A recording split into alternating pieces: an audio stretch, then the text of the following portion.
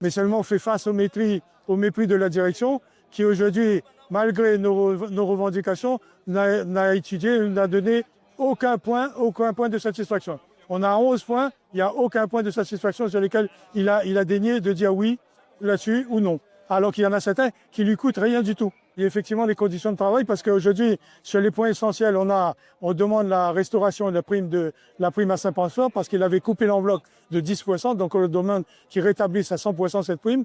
Deuxièmement, c'est le social joue, c'est sur les indemnités de déplacement des CDIC de chantier, les contrats de chantier, parce que les permanents, ils ont ces déplacements et les contractuels, ils en ont pas. Donc on leur demande, parce que là, c'est une injustice au niveau des salariés, parce que vous avez d'un côté les permanents qui sont d'une ville et qui passent sur le chantier, qui ont le trajet et transport, et dans le même temps, vous avez un même contractuel qui sort de la même ville et qui arrive sur le chantier qui a zéro. Et ça, c'est une injustice, c'est une discrimination à notre sens salarial. Aujourd'hui, nous, on espère que ça ne soit pas éliminé, on espère que ça ne dure pas, tout dépendra de la direction, de sa volonté de négocier ou non. Nous, on est prêt à négocier. S'il ne veut pas négocier, eh bien, c'est un moment qui va durer, effectivement. Moi, ce qui me choque, c'est d'avoir un patron aussi méprisant que ça, j'ai jamais vu.